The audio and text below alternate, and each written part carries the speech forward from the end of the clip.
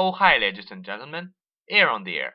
So I've been making this Guide4Left series, and the voice for the second episode I'm doing alone. So I figured I can make an English version of it as well, because I can. And this time we're going to see tricks and peculiarities of the 5th map of Parish campaign. Then there's going to be a tutorial on creating and joining a listen server with cheats.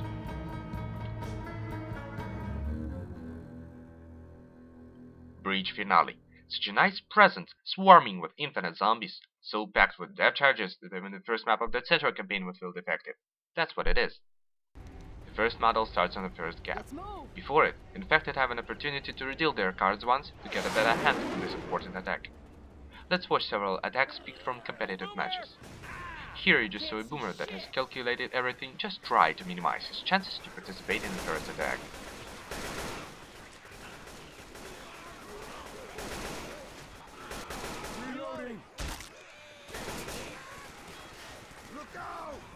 Being a great fair player, Ellis tries to do the same.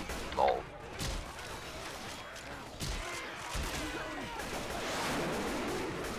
Okay, he's hanging. Gotta pick him up. But have to be careful. That's just what other infected are waiting for. Two guys are hanging. Gotta pick them up. Now, I suggest you awake a Gosso inside of you and activate your biological wall hack. The one that works with videos on YouTube. Now, do you see who is going to spawn the next moment after I hit play button again? They clearly don't.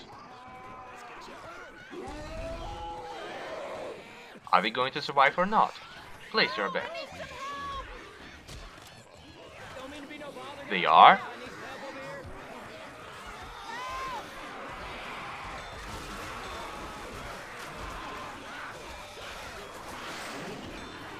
Or they are not.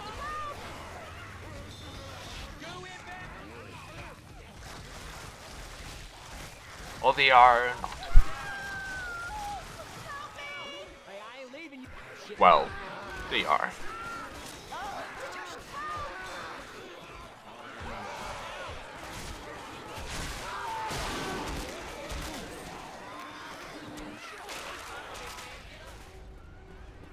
Okay, this one is not a déjà vu, but the next attack. This time it is also going to get nasty on the first gap. A charge from afar, counting on luck probably, not fortunate this time. But the smoker and jokey combo has succeeded, and Ellis slips on banana skin. On such occasions, adrenaline might come very handy. Not only it helps you to get your teammates up before the next infected respawn, but it also shortens the time when you have to stay on the very edge completely helpless. It can be even more useful when picking up an uncapped teammate. Now, some infected footage. It is important to get the first one hanging, then others are going to step closer to the edge, making Charger's job easier. That didn't work out this time, and he charges through a crowd, hoping to get survivors flying away like Skittles. But instead of that, a peculiar side effect has happened. Rochelle is now alone, and is an easy jokey's prey. The chocolate pie was too heavy to cross the gap.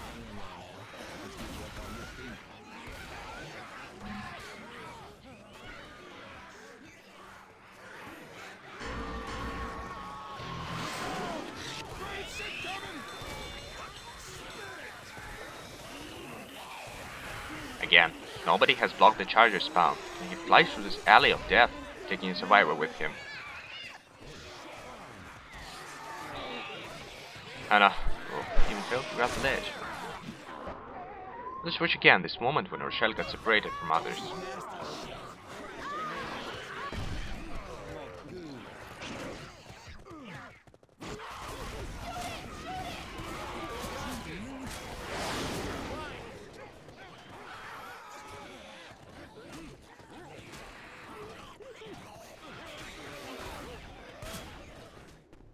Now let's look at several good opportunities for dev charges. There are numerous of them of course, but these have a reliable spawn location, or survivors typically have an attention drop here.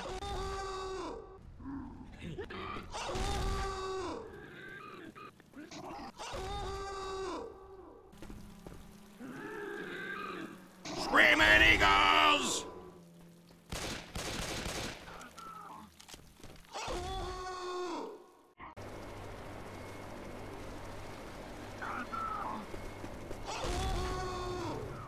the last chopper surprise. Quite funny though, not very useful. By this moment you must have run out of survivors already, right?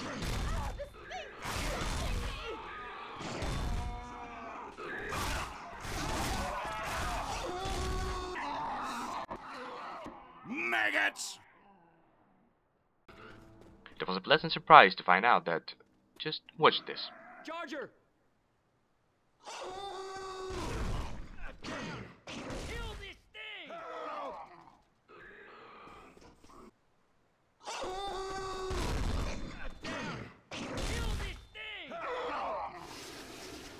This place is even more dangerous than it seems. Like the slope in the first map of the Carnival campaign, once you've stepped on the edge, there's no way back.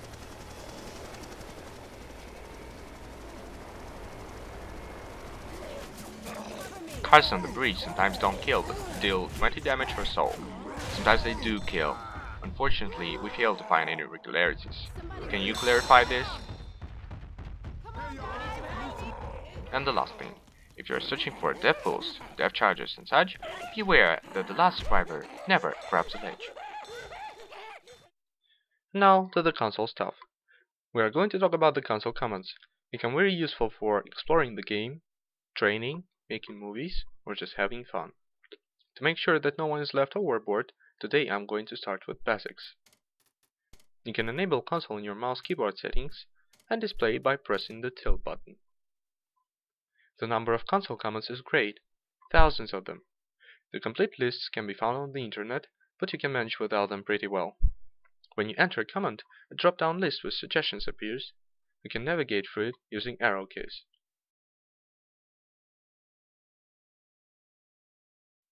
There is a very helpful find command. For example, I'm looking for a way to view hitboxes.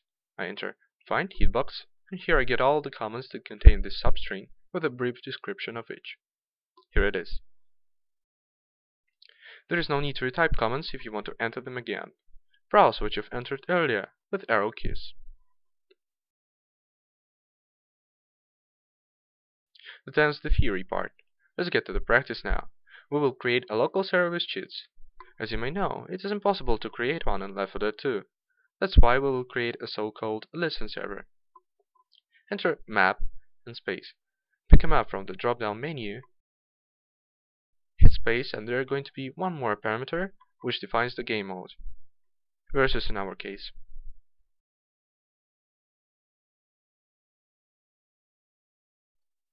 By the way, check out my 64-core CPU.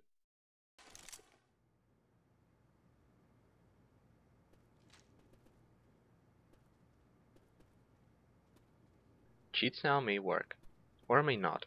If you watched demos, you probably have to relaunch the game. Now about the way your friends are going to join you. They have to enter connect on your IP address and port, like that.